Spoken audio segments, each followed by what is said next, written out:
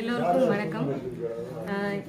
தாயம்மா சிறுகதை நூல் நான் ஏற்கனவே வெளியிட்டப்போவே அறிமுகப்படுத்தி நான் பேசக்கூடிய வாய்ப்பு எனக்கு கிடைச்சது. பொதுவாகவே சொற்களை அதிகமாக நம்புகிறவன் நான். சொற்களை நம்பித்தான் பிழைப்பையும் ஓட்டிக்கிட்டு இருக்கேன். ஒரு உதாரணத்துக்கு சொல்லணும் அப்படின்னா, எங்கேருந்து இந்த சொற்கள் எப்படியெல்லாம் நம்மளை காப்பாற்றுதுங்கிறதுக்கு ஒரு உதாரணம் சொல்லணும்னு நான் நினைக்கிறேன். அலுவலகத்தில் புதுசாக ஒரு கமிஷனர் வர்றாரு. நான் போன வாரம் ஒரு லீவ் எடுத்துட்டேன். எப்போவுமே முன்னாடியே அனுமதி வாங்கி தான் லீவை எடுத்துட்டேன். இவர் இருக்கிற கமிஷனர்கிட்ட போய் கொடுத்தாலே கையெழுத்து போட்டுருவாரு. கமிஷனர் மாறுவார்னு நான் நினைக்கல. மாறிட்டாரு. புதுசாக ஒருத்தர் வந்துட்டாரு. போய் நிற்கிறேன் ஃபார்மில் கையெழுத்து வாங்குறதுக்காக, அந்த லீவ் அப்ளிகேஷனில் கையெழுத்து வாங்குறதுக்காக நிற்கிறேன். எனக்கு முன்னாடி ஒருத்தர் நிற்கிறாரு. 2 பேரோட நாளும் ஒரே நாளில் லீவ் எடுத்துருக்கோம். அவர் கடுமையாக இருக்கார். புதுசாக வேற வந்திருக்காருல்ல, கடுமையாக இருக்கார். சின்ன பையன். அவர் கேட்குறாரு, ப்ரேயர் சாங்ஷன் வாங்கிட்டு தான் போகணும்னு உங்களுக்கு தெரியாதா? ஏன் நீங்கள் லீவ் எடுத்தீங்க? இதில் நான் எப்படி சைன் பண்ணுறது அப்படின்னு சொல்லி அந்த அப்ளிகேஷனை தூக்கி எனக்கு முன்னாடி அவர் நிற்கிறாரு போட்டார். லேசாக நடுக்க வந்துருச்சு. என்ன பண்ணுவார்னு தெரியல. என்ன ஜாயின் பண்ணி ஒரு 2-3 வருடத்தில் இது நடக்குது. அந்த பெரியவர் எடுத்துக்கிட்டு கூச்சப்படாமல் என்ன சொன்னார்னா, எங்கள் பாட்டி செத்துட்டாங்க சார், அதான் முன்னாடியே சொல்ல முடியலன்னு.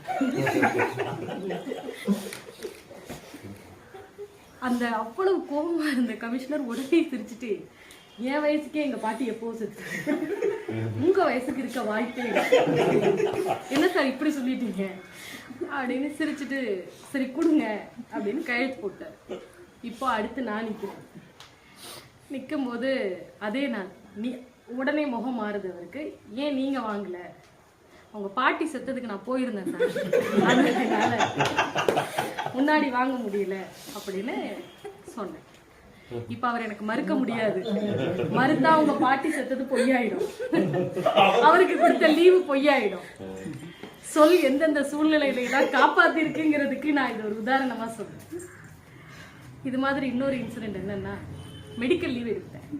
ஆனா மெடிக்கலுக்காக லீவ் எடுக்கல. நல்லா தான் இருந்தேன். கொடுக்க மாட்டேன்னாங்க. மெடிக்கல் லீவாக கொடுத்துட்டு 3 நாள் லீவு மெடிக்கல் சர்டிஃபிகேட்டை வாங்கிட்டேன். கொண்டு போய் கொடுக்கறதுக்கு முன்னாடியாவது அவர் எனக்கு என்ன எழுதி கொடுத்துருக்காருன்னு நான் பார்த்துருந்துருக்கலாம் டாக்டர். நான் அதை பார்க்கல. கொண்டு போய் அவர்கிட்ட கொடுத்துட்டேன். அவர் கேட்குறாரு, அதை பார்க்காமலே என்னை பார்த்து கேட்குறாரு, என்ன மேடம் பிரச்சனைன்னு கேட்குறாரு. எனக்கு பக்குன்னு இப்போ என்ன சொல்கிறதுனே எனக்கு தெரியல. நான் டக்குன்னு சார் முட்டி வலி சார் அப்படின்ட்டு. உடனே அவர் என்ன பண்ணிட்டாரு, எனக்கு அட்வைஸ் கொடுக்குறாரு. வெயிட் அதிகமாக இருக்கீங்க மேடம், உங்கள் வயசுக்கு இதுக்கெல்லாம் இருக்கக்கூடாது, அது இதுன்னு என்னை பார்த்து பேசிகிட்டே இருக்காரு. நானும் அவரை சுவாரஸ்யமாக ஆமாம், ஏன்னா என்னோட நோக்கம் அவர் கீழே குனிஞ்சு அந்த பேப்பரை பார்த்துடக்கூடாதுங்கிறதுல இருக்கு. கையெழுத்து போட்டு கொடுத்துட்டு வெளியில் வந்ததுக்கு அப்புறம் தான் பார்க்குறேன், எனக்கு வைரல் ஃபீவர்னு கொடுத்துருக்காரு.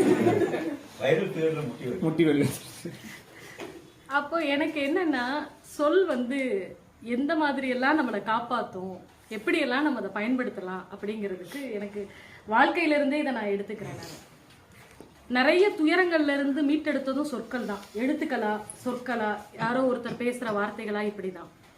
அப்படின்னா ஒருத்தர் செய்கிற செயல் நமக்கு வருத்தத்தை ஏற்படுத்தாதா அப்படின்னா, அந்த இடத்துல பேசாம செஞ்சது தான் வருத்தத்தை ஏற்படுத்தியிருக்கு. எப்படி பார்த்தாலும் சொல் ஒன்று முன்னாடி நின்று ப்ளே பண்ணும், இல்லை பின்னாடி நின்று ப்ளே பண்ணணும்னு நான் நம்புறேன்.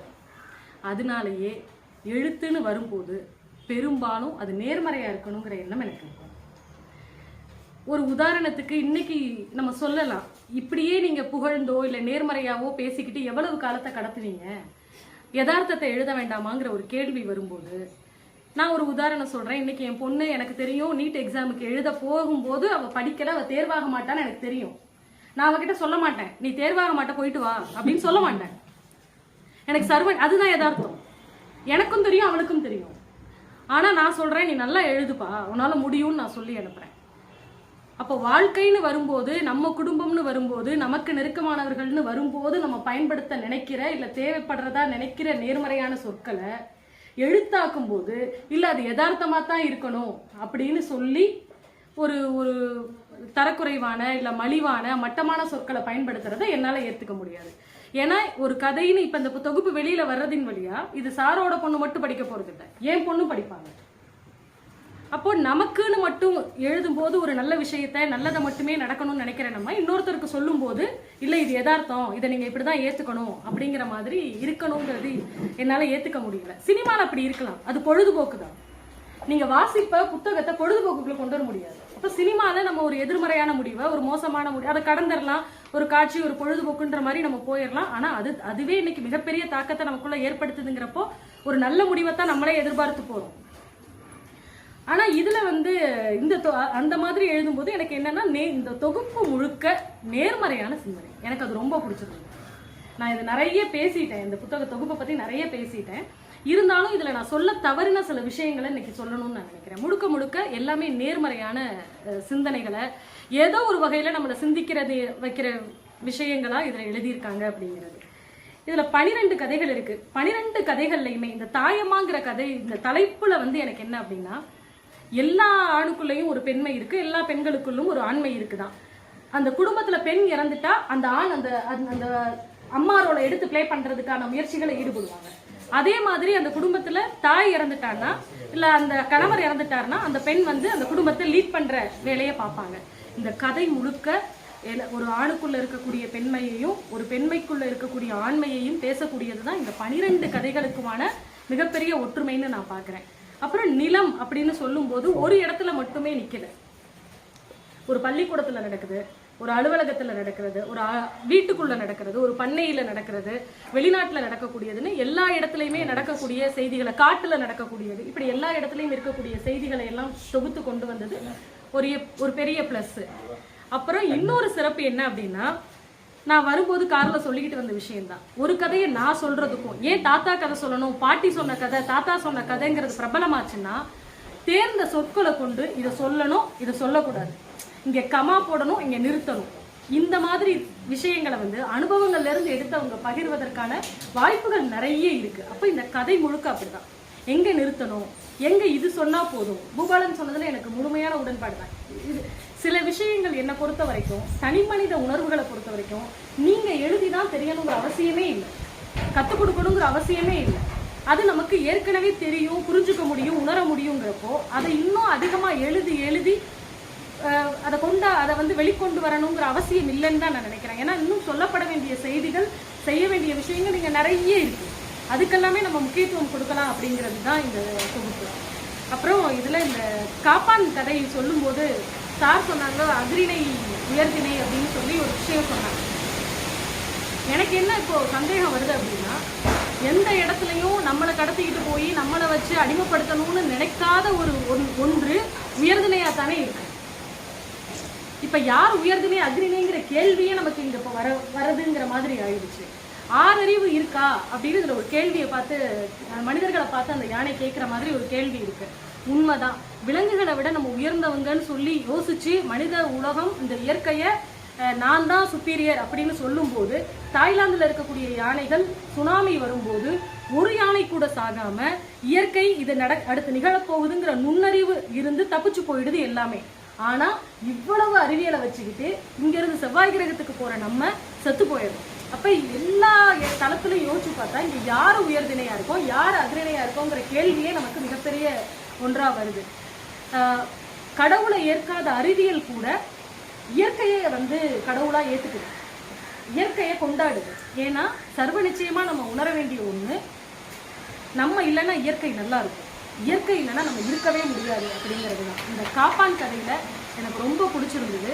எனக்குள்ள ஒரு புதிய பார்வையை இது எந்த இடத்துல உண்டு பண்ணுச்சுன்னு சொல்றேன். அது இதுக்கு முன்னாடி நிறைய பார்த்துருந்தாலும் கூட, ஒரு நாய் 4 குட்டிகளோட போகும், ஒரு பூனை 4 குட்டிங்களோட போகும், ஒரு யானை 2 குட்டிங்களோட போகும். ஆனா ஒருபோதும் நான் யோசிச்சதில்லை அது அம்மா, அது நாயில அம்மா, இது பூனையோட அம்மா அப்படின்ற அந்த தாட்டே வந்ததில்லை.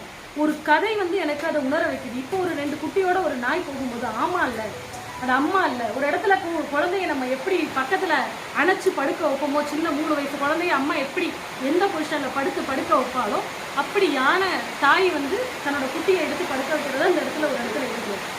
இன்னொன்னு, இந்த பகுதிகளில் அதிகமா ஒரு வசனம் சொல்லுவாங்க. என்ன சொல்லுவாங்கன்னா, பக்கத்து வீட்டுல உட்காந்து உனக்கு என்ன நியாயம் வேண்டி இருக்குமா, ஆனா பக்கத்து வீட்டுல உட்காந்து பேசுறதெல்லாம் புரணி, அது அநியாயம். ஆனா இந்த ஊர்ல அதை பேசும்போது உனக்கு என்ன பக்கத்து வீட்டுல நியாயம் பேசுறோம்பாங்க. இந்த கடைசியா அந்த யானை நம்மளை பார்த்தா தான் கேட்குது, ஐயா நியாயமாறேன்னு கேட்குது.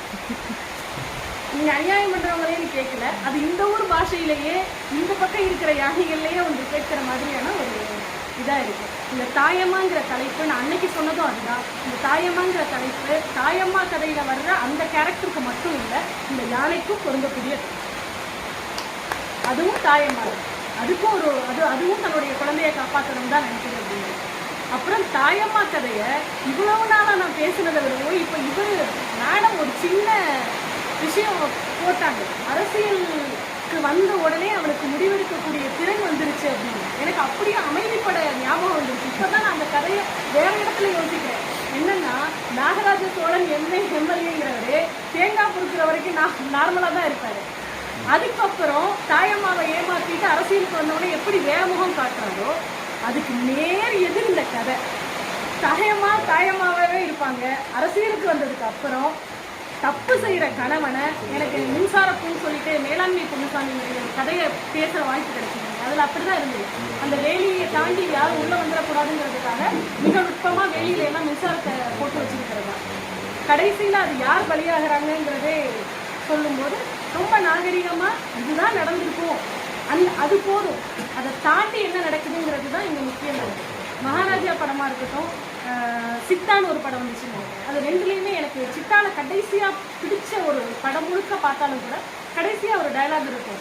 இந்த மாதிரி என்னையும் ஒருத்தன் பண்ணிட்டான்னு உடனே எனக்கு கோபமாக அவனை கொள்றதுக்கு கிளம்புவான். அப்போ அவன் நிறுத்தி கேட்பான், நான் எப்படி மீண்டு வந்தேன்னு நீ கேட்கவே இல்லையே, அவனை பழிமா இப்படி எத்தனை பேரை நீ கொள்ளுவ. ஒரு பெண்ணை வந்து அதுலேருந்து மீட்டெடுக்கிறது தானே மிக முக்கியமானது.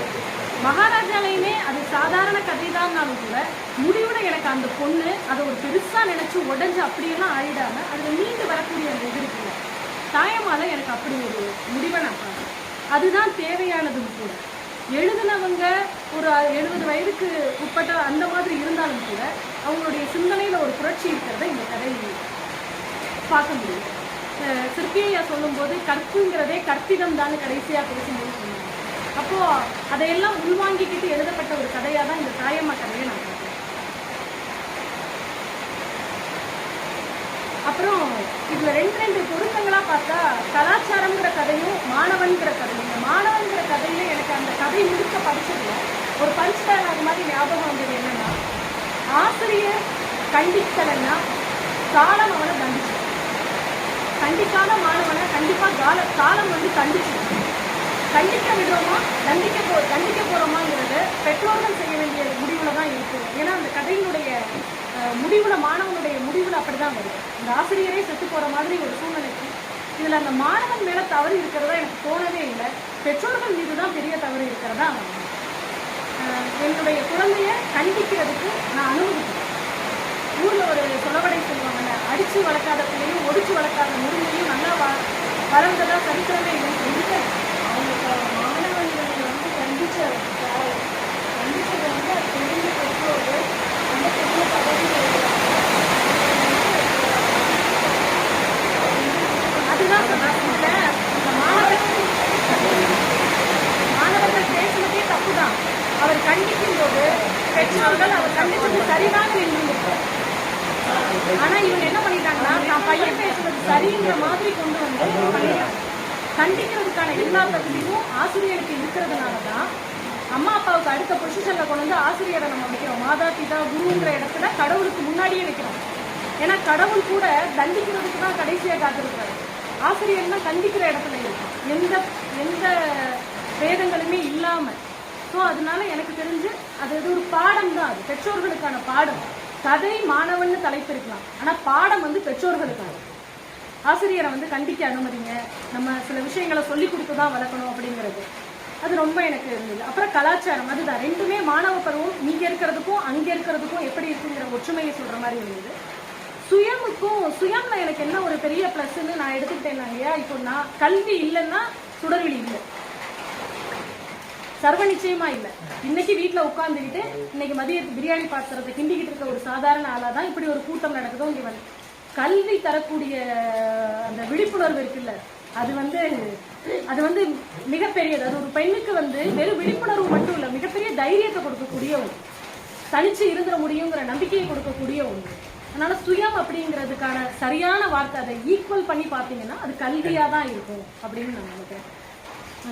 எல்லா கதைகளுக்குமான விஷயங்களுமே அதுதான். அப்புறம் இந்த அலைவோசைக்கும் இந்த அட்டை படத்துக்கும் ஒரு சம்மந்தம் இருக்குது. என்னன்னா, அதிகமாக மொபைல் ஸ்க்ரீன் பார்த்துக்கிட்டே இருக்கிறவங்க, ஸ்க்ரீன் பார்த்துக்கிட்டே இருக்கிறவங்களுக்கு எல்லாம் நான் கண்ணுக்கு போய் காட்டும்போது அவர் அதான் சொன்னார், எங்கேயாவது ஒரு மணி நேரத்துக்கு ஒரு தடவை வெளியில் போய் பச்சையாக பாருங்க, பச்சையத்தை பார்த்துட்டு வாங்க, கண்ணுக்கு கொஞ்சம் அது தேவை, இந்த ஸ்க்ரீனே பார்த்துட்டு இருக்காதீங்க.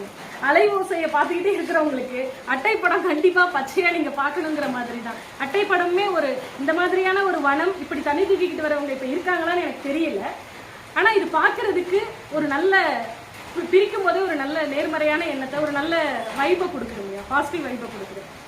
எல்லாமே எனக்கு பிடிச்சிருந்ததுங்க. இதில் வந்து என்னென்னா, சுயமாக இருக்கட்டும், காப்பானாக இருக்கட்டும், மாணவன், தாயம்மாள், பயணம், எல்லாத்துலேயுமே யாரோ ஒருத்தர் அம்மா ரோலை எடுத்து பண்ணிக்கிட்டே இருக்காங்க, இல்லை யாரோ ஒருத்தர் அப்பா ரோலை எடுத்து பண்ணிக்கிட்டே இருக்காங்க. முழுக்க முழுக்க மனித மனங்களுக்குள்ள நம்ம எப்படி கையாளணும், என்ன பண்ணணும், இல்லை அவங்க சொன்னாங்க நல்ல வார்த்தை, அது அன்புதான் மருந்து, அன்புதான் திணி அப்படின்னு ஒரு வார்த்தை சொன்னாங்க. வசம்பு நம்ம ஊரில் கட்டுவோம் குழந்தைக்கு. இந்த வசம்பை வந்து சுட்டு ஸ்மெல் பண்ணோன்னா வாமிட்டு, குழந்தைங்களுக்கு ஏதாவது வயிற்றுக்கு சேரணும்னா வசம்பை சுட்டு மூண்டு பார்க்க சொல்லுவோம். அதே வசம்பை ஊற வச்சு கையில் கட்டினாங்கன்னா வாந்தியை அடக்கிடும். அதனால தான் குழந்தைங்களுக்கு ஊற வச்சு கையில் கட்டிக்கிட்டு வச்சுருப்பாங்க. அவங்க தப்பிக்கிட்டே இருக்கும்போது அந்த பால் குடிச்சிருந்தா அது வந்து எதுக்களிக்காமல் உள்ளே போயிடும் அப்படின்னு. கிட்டத்தட்ட அன்பு வசம்பு மாதிரி தான் நினைக்கிறேன். சுட்டு கொடுத்தா ஒன்று, ஊற வச்சு கொடுத்தா ஒன்று மாதிரி இந்த தொகுப்பு முழுக்க முழுக்க நேர்மறையான எண்ணம். எனக்கு பிடிச்சிருந்தது என்னென்னா, இந்த மாதிரி கதைகளும் வரணும். இன்றைக்கு நீங்கள் என்ன நுட்பமாக நவீனமாக, இந்த நவீனங்கிறதுல கூட போன வாரம் பேசும்போது ஒரு வார்த்தை வந்தது என்னென்னா, இன்னமும் காதலே எழுதுறாங்கன்னு ஒரு வார்த்தை சொன்னாங்க. நவீன கவிஞர்கள் தான் 10 பேரை கலந்து நிறைய நடக்குது. ஆனால் அவங்க நினைக்கிறாங்க காதலை எழுதுறதுங்கிறது பிற்போக்குத்தனமானதுங்கிற மாதிரி ஒரு சிந்தனையை முன்வைக்கிறாங்க. எனக்கு அதில் உடன்பாடு இல்லை. தெரிஞ்சோ தெரியாமலையோ ஏதோ ஒன்றை இந்த மனுஷன் காதலிச்சுக்கிட்டே தான் இருக்கான்.